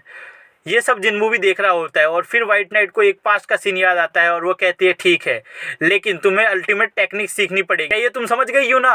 और वो कहती है कि ठीक है मास्टर। और फिर जिन्मू को वो पिल दे देती है जो कि शाहरुख ने उसे दिया होता है और कहती है कि इसे खा लो जिन्मू, और उसे हक कर लेती है और कहती है कि अब मेरे को जाना पड़ेगा। और फिर जिन्मू बड़ा सोच रहा होता है कि कैसे व्हाइट नाइट ने उसे कहा था कि वो यूना के पास ना आए, और कहता है कि मैं जरूर एक दिन बहुत ज़्यादा स्ट्रॉन्ग बनूंगा। और फिर उसका ध्यान एक तरफ जाता है, हाँ एक बंदा इनकी सारी बातें छुप कर सुन रहा होता है। चैप्टर के स्टार्ट में बताया जाता है कि वो बंदा और कोई नहीं वाइस कैप्टन होता है जो इनकी बातें छुप कर सुन रहा होता है। और फिर वाइस कैप्टन सोचता है कि मैं तो जिन्मू को इतना कमजोर समझता था, लेकिन ये तो बहुत ज्यादा स्ट्रॉन्ग है। जिन्मू वहां से जाने लगता है और वाइस कैप्टन सोचता है कि अब ये क्या करेगा, लेकिन जिन्मू कहता है कि अगर तुम मेरे को मारने वाले हो तो जल्दी करो, क्योंकि ये एकदम परफेक्ट टाइम है। और वाइस कैप्टन उसकी बात सुनकर थोड़ा शांत हो जाता है। देखते हैं वाइस कैप्टन अपने सारे कॉमरेड्स की बॉडी को एक जगह इकट्ठा कर लिया होता है और उन्हें जला देते हैं as a token of respect के रूप में। देन फिर सीन शिफ्ट होता है। हम देखते हैं कि जिन्मू पूरे 5 दिनों के बाद अपने हट से बाहर आता है और एक रोक को लेता है। वाइस कैप्टन भी वही होता है और वो पूछता है ये क्या कर रहे हो और क्या तुम यहाँ से जा रहे हो? और जिन्मू भी कहता है कि अब उसे ये जगह छोड़नी पड़ेगी। और वाइस कैप्टन सोच रहा होता है इस समय में सेंट्रल हेवनली अलायंस यहाँ अपनी यूनिट्स भेजेगी और उनको सब चीज़ों का पता चल जाएगा और जिन्मू के बारे में भी उनको पता चल जाएगा, तो वो इसे जाने नहीं देंगे। हालांकि मैंने कुछ किया नहीं, लेकिन मेरे को भी इन सब में जोड़ा जाएगा। फिर जिन्मू कहता है कि तुम क्या करने वाले हो? और वाइस कैप्टन कहते हैं कि मेरे को कुछ काम है तो मैं सेंट्रल हेवनली अलायंस जाऊंगा। अगर मैंने ये जगह छोड़ दी तो मैं आखिरी सर्वाइवर रहूंगा, लेकिन तुम टेंशन मत लो, मैं तुम्हारे बारे में किसी को कुछ नहीं बताऊंगा। और हाँ, मेरे पिछले एक्शंस के लिए मेरे को माफ़ करना, मैं तुम्हारे एंसेस्टर्स को एडमायर करता हूँ, तो मेरे को बहुत गुस्सा आ गया तुम्हारी पैथेटिक साइड को देखकर। और जिन्मू भी कहता है कि कोई भी ऐसा ही करता। और फिर वो जिन्मू के सामने झुककर बोलता है कि वो उसे अब से सर्व करेगा उसके लीनियज की तरह। और यहाँ जिन्मू को एक बहुत लॉयल आदमी मिल रहा है, जिन्मू भी उसे एक्सेप्ट कर लेता है और उसे अपना फर्स्ट ब्लेड बना लेता है। तो पिछले चैप्टर के एंड में हमने देखा था कि जिन्मू नॉर्थन हेवनली सेक्ट छोड़कर जा रहा था। अब आगे इस चैप्टर के स्टार्ट में हमें दिखाया जाता है कि जिन्मू, मिस्टर होंग और वाइस कैप्टन एक प्लेस पर खड़े होकर किसी चीज को जलते हुए देख रहे होते हैं। मिस्टर होंग की आंखों में आंसू भी आ रहे होते हैं। देन हमें दिखाया जाता है कि मिस्टर होंग यहाँ कैसे आए। जैसे उन्हें इसका पता चला कि descendant of 9 skies northern heavenly sect में आ गई है, तो वो भागते भागते वहाँ पहुँच गए, लेकिन उन्हें वहाँ की सिचुएशन के बारे में कुछ पता नहीं था और वो बहुत सी चीजें जिन्मू से पूछ, लेकिन फिर जिन्मू उनसे कहता है कि टेंशन लेने की जरूरत नहीं। फिर हमें दिखाया जाता है कि जिन्मू मिस्टर होंग के साथ निकल रहा था नॉर्थन हेवनली सेक्ट और वाइस कैप्टन भी अपने यंग लॉर्ड को ग्रीट करता है और कहता है कि यंग मास्टर आप अपने आप को सेफ रखना और हेल्दी रखना। और मिस्टर होंग को कहता है कि आप यंग मास्टर का ध्यान रखना।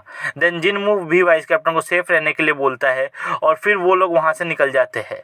और वाइस कैप्टन सोचता है कि एक ड्रैगन यहाँ से निकल रहा है अपने विंग्स की तलाश में, मेरे को यही मेरी ड्यूटी पूरी करनी पड़ेगी और सब कुछ तैयार करना पड़ेगा फ्यूचर के लिए। सीन शिफ्ट होता है और नॉर्थन हेवनली सेक्ट के पास एक आर्मी आती है और वाइस कैप्टन सोचता है कि हे रिंग और बाकी लोग शायद से पहुंच गए होंगे। फिर वहाँ उस आर्मी का लीडर कहता है हमने सुना है यहाँ साइलेंट नाइट आई थी और पहले ये बताओ कि तुम कौन हो। और फिर वाइस कैप्टन उस बंदे को देखकर सोचता है कि ये जरूर जनरल है वेस्टर्न स्ट्रॉन्ग होल्ड का, और फिर खुद का इंट्रोडक्शन देता है। और फिर वो जनरल कहता है कि अच्छा फिर बाकी कहाँ है। और वाइस कैप्टन कहता है कि वो ओनली सर्वाइवल है फिर जनरल कहता है कि देन डिसेंडेंट ऑफ नॉर्थर्न एमिलिसेट कहाँ है, और वाइस कैप्टन कहता है कि शायद से वो मर गया है। जनरल कहता है कि क्या तुमने उसको अपनी आंखों से मरते हुए देखा है?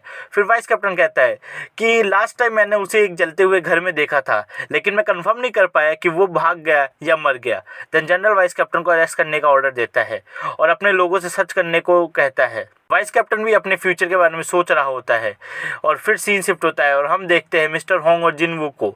और मिस्टर होंग टेंशन में, जिनवू ऐसी जगह रहना चाहता है जो कि लिविंग के लिए नहीं है।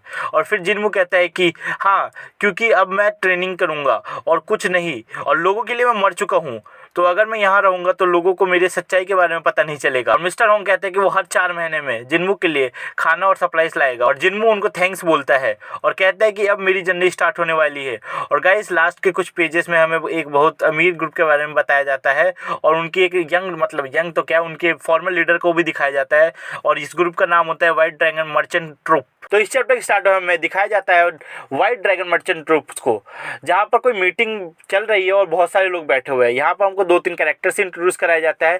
पहले यो सिंग युंग यंगेस्ट डॉटर है, और फिर आता है योंग ह्यू मुंग लीडर और एल्डेस्ट सन है व्हाइट ड्रैगन मर्चेंट ट्रूप का, और वहाँ वो लेडी भी है जो कि लास्ट चैप्टर में दिखी थी। और यहाँ ये लोग कोई सिचुएशन के बारे में बात कर रहे होते हैं जो कि यूनाम में हो रही है। और फिर हमें थर्ड सन से इंट्रोड्यूस कराया जाता है जिसे यूनाम में चीज़ें मैनेज की थी, और यूनाम में उसने उनका बिजनेस स्टार्टअप किया था। और वो कहता है कि यूनाम में कोई भी प्रॉब्लम है तो मैं वहाँ जाऊँगा और मैं वहाँ पर सारी चीज़ें सही करूँगा।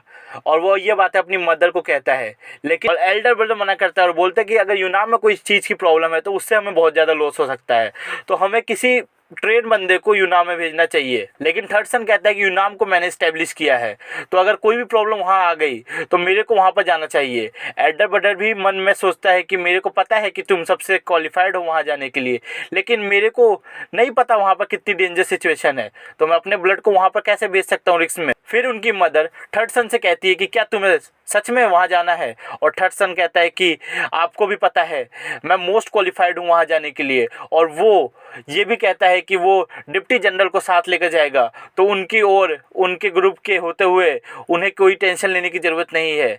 फिर उनकी मदर कहती है कि उन्हें बॉडीगार्ड होंग को भी साथ लेकर जाना चाहिए, क्योंकि वो एक भरोसेमंद आदमी है और उसके काम आएंगे। और शायद से यहाँ हमारे वाले मिस्टर होंग की बात हो रही है। देन सीन शिफ्ट होता है और फिर हम देखते हैं एल्डरसन और मदर को जो कि बात कर रहे होते हैं इसी यूनाम के सिचुएशन के बारे में। और एल्डर ब्रदर कहता है कि थर्ड सन की सेफ्टी बहुत ज़्यादा इंपॉर्टेंट है और उसके लिए हमको मतलब कुछ और लोगों को उनके साथ भेजना चाहिए। लेकिन मदर कहती है एल्डरसन को कि तुम टेंशन मत लो और एक काम करो, बॉडीगार्ड होंग को मेरे पास भेजो। और फिर एल्डरसन जाते जाते सोच रहा होता है कि बॉडीगार्ड होंग वो इतने ताकतवर नहीं है, लेकिन पता नहीं मदर को उनमें क्या दिखता है। फिर हम देखते हैं एक प्रैक्टिस ग्राउंड जहाँ कुछ बच्चे प्रैक्टिस कर रहे होते हैं और एल्डरसन बॉडीगार्ड होंग के पास जाते हैं, और ये हमारे वाले मिस्टर होंग ही है। तो इस चैप्टर के स्टार्ट में हम देखते हैं कि मिस्टर होंग कहीं जा रहे होते हैं और फिर हमें ये सीन दिखाया जाता है कि मिस्टर होंग को उस लेडी ने सम्मन करा था और उन्हें टास्क देती है कि उसे उसके थर्ड सन के साथ जाना होगा यूनाम में, क्योंकि वहाँ पर सिचुएशन सही नहीं है। फिर मिस्टर होंग पूछते हैं कि आपने मेरे को क्यों सिलेक्ट किया इतने इंपॉर्टेंट टास्क के लिए। फिर वो लेडी बोलती है कि 7 साल पहले उनके एल्डेस्ट सन बहुत क्रिटिकल सिचुएशन में थे और 5 साल पहले वो भी बहुत ज़्यादा क्रिटिकल सिचुएशंस में आ गई थी, लेकिन उस समय तुम हमारे साथ थे, तो शायद से तुम लकी हो, इसलिए मैंने तुम्हें सेलेक्ट किया। फिर हम देखते हैं प्रेजेंट का सीन जहाँ मिस्टर होंग सोच रहे होते हैं कि अब बस आधा महीना बचा है, मेरे को जल्दी करनी चाहिए। उसके बाद वो कुछ टूटे हुए कार्ड्स को देख के बोलते हैं कि यहाँ बहुत से बैंडेंट्स है और इसलिए इंपीरियल आर्मी ने इस लोकेशन पे अपना काम शुरू कर दिया, लेकिन मेरा आज तक एक भी बैंडेंट से सामना नहीं हुआ, शायद से सही में बहुत लकी हूँ। फिर हम देखते हैं एक बंदे को जो कि वहाँ रहता है और ये और कोई नहीं जिनमू होता है। मिस्टर होंग उससे मिलने आए हैं और मिस्टर होंग उससे मिलने के बाद बोलते हैं कि अभी बस 1 साल हुआ है और जिनमू इतना बदल गया है। एंड गाइस, पूरे 7 साल बीत चुके जब से जिनमू ने नॉर्थर्न एमिलिसेट छोड़ा है। और फिर जिनमू कहता है कि यहाँ इस मौसम में आना बहुत डिफिकल्ट है, लेकिन आप फिर भी यहाँ आए, इसके लिए थैंक। एंड सीन शिफ्ट होता है, हम देखते हैं मिस्टर होंग और जिनमू अंदर आ चुके हैं और दोनों बात कर रहे होते हैं। और तभी जिनमू कहता है मिस्टर होंग आप बहुत जल्दी आ गए इस बार, और मिस्टर होंग बताते हैं कि वो यूनाम जाने वाले हैं इसलिए वो जल्दी आ गए। फिर जिनमू पूछते कोई सीरियस बात थोड़े, एंड मिस्टर होंग कहते हैं कि ये सीरियस तो है लेकिन मैं खुद को प्रोटेक्ट कर लूँगा।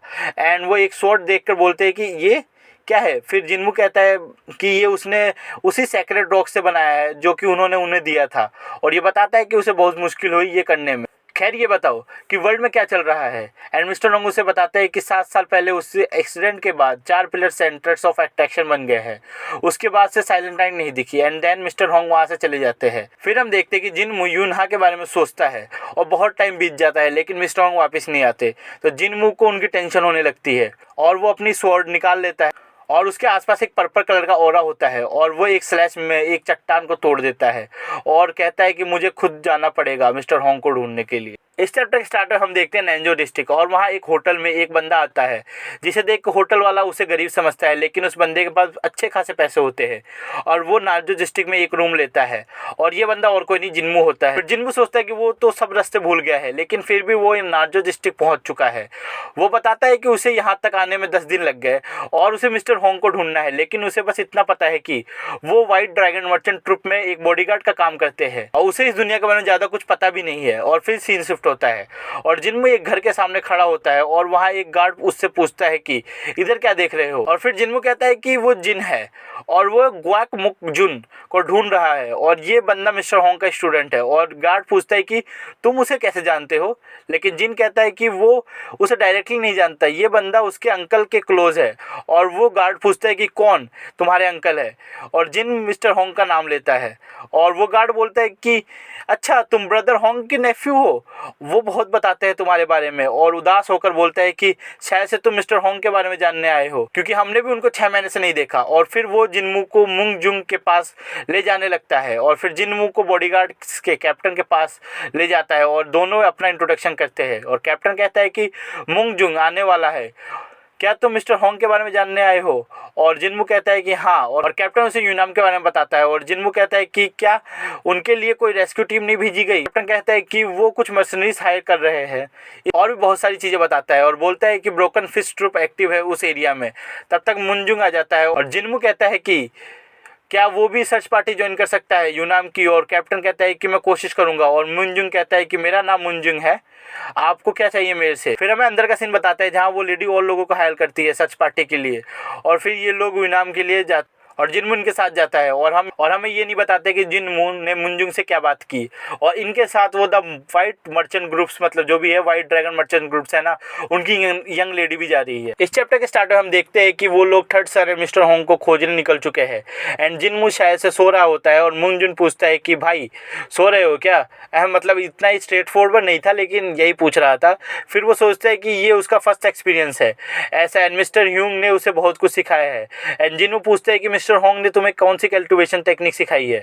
और युंग मुंजुंग बोलता है कि मिस्टर होंग ने 3 फाउंडेशनल कल्टीवेशन टेक्निक सिखाई है और बोलता है कि जब सब मेरे को टैलेंटस बोल रहे थे तो सिर्फ मिस्टर होंग ने मेरी साइड ली, तो आई होप वो सेफ हो। और जिनमू कहता है कि कुछ भी हो जाए मेरे साइड रहना। और मुंगजुंग सोचता है कि क्या सीनियर ब्रदर उतने स्ट्रॉन्ग है, फिर क्या कुछ होने से पहले हमें आयरन ब्रिगेड के पास नहीं रहना चाहिए। और आयरन ब्रिगेड के लोग जिनमू की बात कर रहे होते हैं कि वो अपनी ही लीग में है।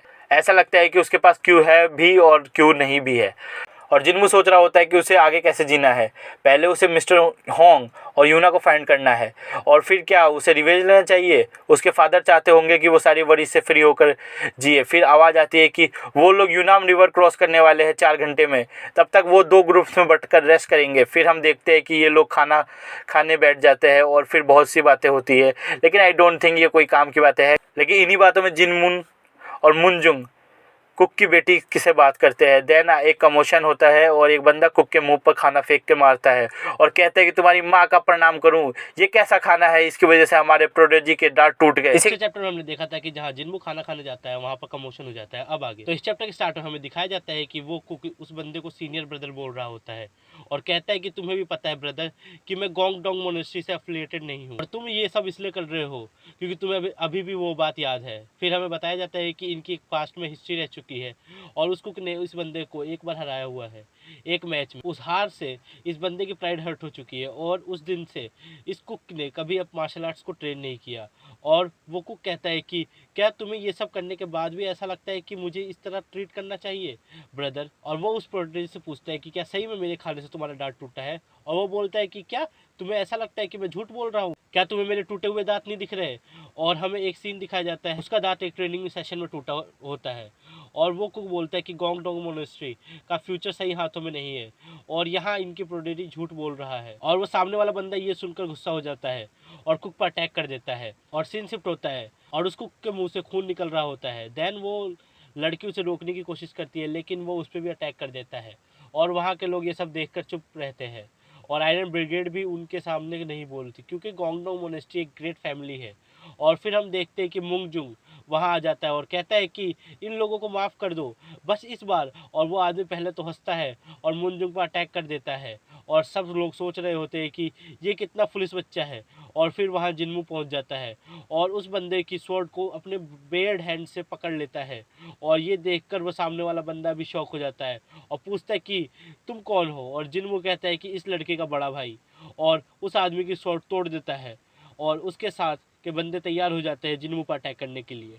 तो इस चैप्टर के स्टार्ट में जिन्मू मुंजुंग को बोलता है कि वो कुक और उसकी बेटी को लेकर दूर जाए। तभी उस बंदे के साथ के बंदे जिन्मू पर अटैक कर देते हैं और जिन्मू उनके अटैक से बचकर दोनों बंदों को एक किक से नीचे गिरा देता है। तभी वो बंदा भी जिन्मू पर अटैक करता है जिसकी जिन्मू ने स्वॉर्ड तोड़ी है, लेकिन जिन्मू उसके अटैक से बचकर उसको कॉलर से पकड़कर एक पंच मारता है और तभी गोंगडोंग मोनेस्ट्री का प्रोडेजी भी पीछे से जिन्मू पर अटैक करता है ब्रोकन स्वॉर्ड से। लेकिन जिन्मू उसके अटैक को अपने हाथों से रोक लेता है और जिन्मू ने एक झटके में वहाँ सारे लोगों की हालत ख़राब कर दी है।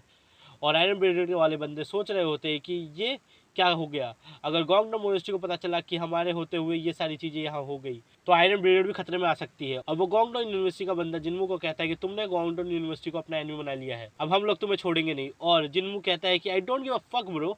खैर वो बोलता है कि अगर गोंगडोंग मोनेस्ट्री उसको परेशान करेगी तो वो पूरी गोंगडोंग मोनेस्ट्री को खत्म कर देगा। और फिर वहाँ पर व्हाइट ड्रैगन मर्चेंट ट्रुप की यंग लेडी आ जाती है और सीन शिफ्ट होता है और वो कह रही होती है कि तुमने ऐसा क्यों करा? गोंगडोंग मोनेस्ट्री और व्हाइट ड्रैगन मर्चेंट ट्रुप के रिलेशन बहुत बढ़िया है, तुम क्या सोच रहे थे उन पे ऐसे हमला करते वक्त? और कहती है कि तुम्हें तो शुक्रिया करना चाहिए कि हमने तुम्हें अलाउ किया, तुमने ऐसा क्यों किया? जिन्मू कहता है कि मैं इसके लिए माफ़ी मांगता हूँ, लेकिन क्या तुम्हारी पहली प्रायोरिटी ये नहीं है कि तुम यहाँ क्या हुआ ये जानो? और वो कहती है कि इससे तुम्हारा क्या मतलब है? और जिन्मू मुंजुंग को सामने रखते हुए कहता है कि माना ये यंग है लेकिन ये एक बॉडीगार्ड है व्हाइट ड्रैगन मर्चेंट ट्रुप में, तो क्या इसकी सेफ्टी तुम्हारे लिए ज़रूरी नहीं है? और इस लड़के ने यहाँ एक छोटी बच्ची को बचाने के लिए लगभग अपना एक हाथ खो दिया था। माना कि तुम एक डिसिप्लिन हो गोंगडोंग मोनेस्ट्री की, लेकिन यहाँ तुम लीडर हो व्हाइट ड्रैगन मर्चेंट ट्रुप की। और वो जिन्मू से माफ़ी मांगती है लेकिन कहती है कि ये कोई छोटा इशू नहीं है जो तुमने यहाँ किया है। और जिन्मू कहता है कि हाँ मेरे को पता है और मैं इसकी फुल रिस्पॉन्सिबिलिटी लेता हूँ। और वो यंग लेडी बोलती है कि वो गोंगडोंग मोनेस्ट्री है द ग्रेट 9 फैमिली से। और जिन्मू कहता है कि यहाँ कुछ भी परमानेंट नहीं है और शायद वो ग्रेट रहे या ना रहे। और फिर कहता है कि मैंने बोला कि मैं फुल रिस्पॉन्सिबिलिटी लेने के लिए तैयार हूँ यहाँ जो हुआ। और कैप्टन कहता है कि ये कोई स्मॉल मैटर नहीं है, हम बाद में बात करेंगे। और यंग मिस वहाँ से चली जाती है और जिन्मू भी मुंजुंग के साथ बाहर आ जाता है और मुंजुंग जिन्मू से माफ़ी मांगता है और जिन्मू उसको कुछ चीज़ें लेने के लिए भेज देता है। देन फिर वहाँ आयरन ब्रिगेड का बंदा आता है और जिन्मू कहता है कि प्लीज़ मेरे को अकेला छोड़ दो, मेरे को पता है मैंने क्या किया वहाँ। और वो बंदा कहता है कि अरे मैंने एक्सप्लेन नहीं किया, मेरे को भी एक्सप्लेन करने दो। और वो यही सारी चीज़ें एक्सप्लेन करता है कि गोंगडोंग मोनेस्ट्री कितनी महान है, पावरफुल है वगैरह वगैरह। और हम देखते हैं कि एक आयरन ब्रिगेड के बंदे भी पीछे छुपे हुए होते हैं। देन हम देखते हैं कि वो बंदा बोलता है कि एक बंदा दुनिया नहीं बदल सकता। और जिन्मू कहता है कि मैंने मार्शल आर्ट्स ही इसलिए सीखा है और कहता है कि यही है मेरी मार्शल आर्ट पाथ। तो इस चैप्टर के स्टार्ट हम देखते हैं कि मुंजुंग जिन्मू से माफ़ी मांग रहा होता है, लेकिन जिन्मू कहता है कि तुम्हें वहाँ जो किया वो बहुत हिम्मत वाला काम था और तुम्हें वहाँ 2 जनों की जान बचाई। फिर मुंजुंग कहता है कि क्या क्या आप मेरे को भी वो टेक्निक सिखा सकते जिससे आपने अपने फिंगर से उस स्वॉर्ड को तोड़ दिया और मेरे को भी स्ट्रॉन्ग बनना है? फिर जिन्मू कहता है कि वो उस टेक्निक को इसलिए परफॉर्म कर सका क्योंकि वो एक ब्लैक स्मिथ था और उसे बहुत सी स्वॉर्ड बनाई और उसने उस स्वॉर्ड्स की वीकनेस के बारे में भी जान लिया। और हमें दिखाया जाता है कि कैसे उसने खुद की स्वॉर्ड बनाई, कैसे उसे 2 साल लग गए लेकिन वो स्वॉर्ड उससे नहीं बन रही थी क्योंकि वो एक रॉक शार्प नहीं हो रहा था। लेकिन फिर उसे एक स्पिरिट महसूस हुई और उसने वो स्वॉर्ड बना ली। उसने उस स्वॉर्ड का नाम स्नो फ्लावर रखा और बताता है कि उसने कोई डिवाइन या डिमोनिक ब्लेड नहीं बना, ये एक बिविच ब्लेड है। और इससे सिनिस्टर क्यों निकलती है? अगर उसने अपने आप पर कंट्रोल नहीं रखा तो ये क्यों उसको कंज्यूम कर लेगी? फिर वहाँ आयरन ब्रिगेड की वाइस कैप्टन आ जाए और वो जिन्मू और मुंजुंग के लिए खाना लाई थी। फिर सीन शिफ्ट होता है और मुंजुंग कहता है कि वाइस कैप्टन खाना लेकर क्यों आ रही सीनियर ब्रदर के लिए, क्या वो इनको आयरन ब्रिगेड में शामिल करना चाहते हैं? और जिन्मू कुछ सेंस करता है और मुंजुंग को कहता है कि जल्दी से साउदर्न सी ट्रेन में जाओ। और फिर वहाँ एक बंदा जिन्मू को कहता है कि इतनी बढ़िया ब्लेड कौन हो तुम? जिन्मू कहता है कि वो एक सोर्समैन है नॉर्थ से और ये बंदा गोंगडोंग मोनेस्ट्री से होता है। इसका नाम मुंग वैन है और वो कहता है कि उसने गोंगडोंग मोनेस्ट्री के डिसिप्लिन से पंगा लिया और जिनवू कहता है कैसे तुम्हें ट्रुथ नहीं पता। और वो बंदा जो जिनवू से पिटा था वो बोलता है कि ब्रदर इसकी मत सुनो, ये लायर है। और मुंग वैन कहता है कि मैं तुम्हें पनी, और जिनवू कहता है कि अगर तुम्हें यही करना है तो हम बात क्यों कर रहे हैं, और वो अपनी ब्लेड निकाल लेता है। इस चैप्टर के स्टार्ट में हम देखते हैं कि मुंग वैन के बंदे ने जिनवू पर अटैक कर दिया होता है, लेकिन जिनवू अपनी ब्लेड को निकालता है और उससे इतना विंड प्रेशर निकलता है कि सारे बंदे पीछे चले जाते हैं। मुंग वैन भी यही सोचता है कि ये कितना पावरफुल है, सिर्फ ब्लेड को बाहर निकालने से इसने इतना प्रेशर बना दिया कि फर्स्ट जनरेशन डिसिप्लिन भी पीछे हो गए।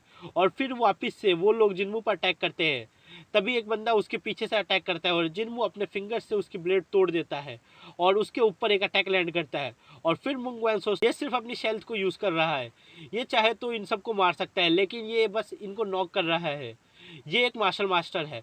फिर एक आवाज आती है, ये गोंगडोंग मोनेस्ट्री को डिस्ट्रॉय कर रहा है, मार डालो इसको। और ये वही बंदा बोलता है जिसने कुक से पंगा लिया, और सारे बंदे जिनवू पर अटैक करने के लिए आगे बढ़ जाते हैं। और मुंग वैन कहता है कि नहीं रुक जाओ, तुम उसके लिए कोई मैच नहीं हो। और फिर वो खुद जिनवू पर अटैक करता है और कहता है कि क्या मैं एक फेलो मार्शल मास्टर को नहीं पहचान पाऊंगा, तुम बस इनके साथ खेल रहे हो, लेकिन अब बहुत हो गया। और जिनवू पर एक अटैक कर देता है जिसका नाम 5 एलिमेंट्स स्प्रेड ऑफ डिस्ट्रक्शन होता है।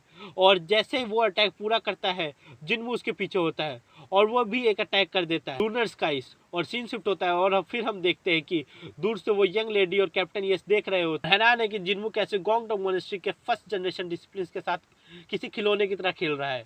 और कैप्टन बोलता है कि मुरी में ऐसे भी लोग हैं जो कि अपनी स्ट्रेंथ छुपाते हैं और वो रिस्पेक्टेड बीन्स होते हैं। और यंग लेडी कहती है कि है कौन ये। कैप्टन कहता है कि ये नेफ्यू है मिस्टर होंग का, और मिस्टर होंग कहाँ से है। और फिर हम देखते हैं आयरन ब्रिगेड को, जो कि ये सब देख रहे होते हैं और कह रहे होते हैं कि वहाँ कितने सारे लोग हैं। और वाइस कैप्टन कहती है कि हम लोग भी उनके सामने कोई मैच नहीं है, सिर्फ हमारा कैप्टन उनको संभाल सकता है। और हमको बताया जाता है कि अभी आयरन ब्रिगेड का लीडर उनके साथ नहीं है और शायद से ये कोई पावरफुल बंदा होगा। और फिर हम देखते हैं कि जिनवू मुंग वैन के साथ भी सीरियसली फाइट नहीं कर रहा होता। और फिर मुंग वैन एक अटैक करता है सिंगल ब्लेड ऑफ हेवंस, और फिर जिनवू कहता है कि क्या मेरे को भी सीरियसली लड़ना चाहिए। फिर वो एक अटैक करता है स्प्रिट ऑफ फॉलन स्टार्स, और उसकी ब्लेड मुंग वैन के गले के पास आ रही होती है। इस चैप्टर के स्टार्ट में हम देखते हैं कि कुक वहां आ जाता है और जिनवू को रोक देता है कि प्लीज अपनी ब्लेड को मुंग वैन के पास से हटा दो। और मुंग वैन भी कुक को पहचान लेता है।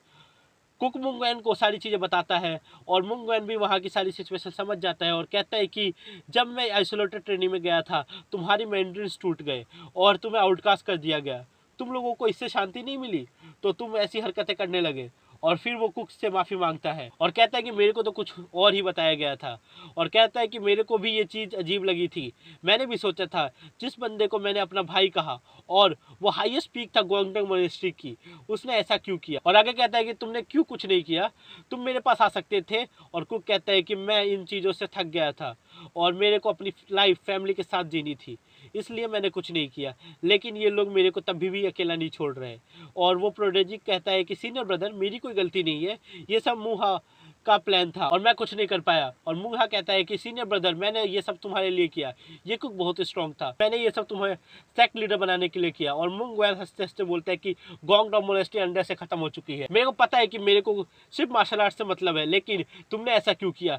मेरा मन तो ऐसा कर रहा है कि तुम्हें मार दूं, लेकिन मैं तुम्हें नहीं मारूंगा, ये तुम्हारे लिए कम है, तो मैं तुम्हें गोंगडोंग मोनेस्ट्री से बाहर निकालता हूँ और आज से तुम्हारे साथ भी वही सब होगा जो तुमने इनके साथ किया है।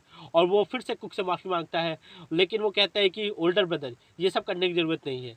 और फिर मुंग वैन सोचता है कि जिनवू कितना पावरफुल है, ये 9 लोअर स्काइस या उनसे भी ज़्यादा पावरफुल। फिर वो जिनवू को कहता है कि शायद से तुम यूनाम की ओर जा रहे हो और मैंने बिना सिचुएशन को समझे तुम पर अटैक कर दिया, उसके लिए भी सॉरी, लेकिन तुम्हारी वजह से मेरे को गोंगडोंग मोनेस्ट्री के अंदर के करप्शन के बारे में पता चला, उसके लिए थैंक यू। एंड और मैं तुम्हें एक ऐसे बंदे से मिला सकता हूँ जो कि तुम्हारी मदद कर सकता है, वो एक स्कॉलर है और वो तुम्हारे यूनाम जाने में भी मदद कर देगा। और जिनवू कहता है कि तुम मेरी इतनी मदद क्यों कर रहे हो। और वो बोलता है कि पहले तो तुमने मेरी मदद करी इसलिए, और मेरे को लगता है कि तुम्हें उस बंदे से मिलना चाहिए। और फिर जिनवू अपना पूरा नाम मुंग वैन को बताता है और उससे माफी मांगता है कि उसने पहले उसे रिस्पेक्ट नहीं दी। और मुंग वैन पहले तो उसका नाम सुनता है जिनवू वॉन, और फिर आज स्वॉर्ड्समैन फ्रॉम नॉर्थ, और फिर उसे एहसास होता है कि ये तो नॉर्थन सेक्स से हो सकता है। और फिर सीन शिफ्ट होता है और एक बोट का सीन दिखाया जाता है जहाँ कुक और उसकी बेटी जिनवू को थैंक्स बोल रहे होते हैं। देन जिनवू सोचता है कि मेरी पावर्स देखने के बाद सारे लोग मेरे से डर रहे हैं, शायद ये ट्रबलसम हो सकता है, आगे। और फिर हम देखते हैं मुंजिन जिन्मू के पीछे पड़ गया है कि वो कैसे जिन्मू की तरह स्ट्रॉन्ग बन सकता है, और जिन्मू भी उसको बोलता है कि उससे कल्टीवेशन ठीक है और उसे एक लॉन्ग शॉट का यूज़ करना चाहिए। फिर हम देखते हैं प्रोविंस ऑफ सचिन, और ये लोग यहाँ रुकने वाले हैं, और मुनजुंग जिन्मू के साथ शॉट्स लेने आया हुआ है और जिन्मू हर शॉट को मना कर देता है। फिर हम देखते हैं एक ओल्ड एज आदमी को जो कि इनकी बात सुन लेता है और जिन्मू को कहता है कि बिविच ब्लेड आखिर ये ही क्यों सारी चीज़ों में।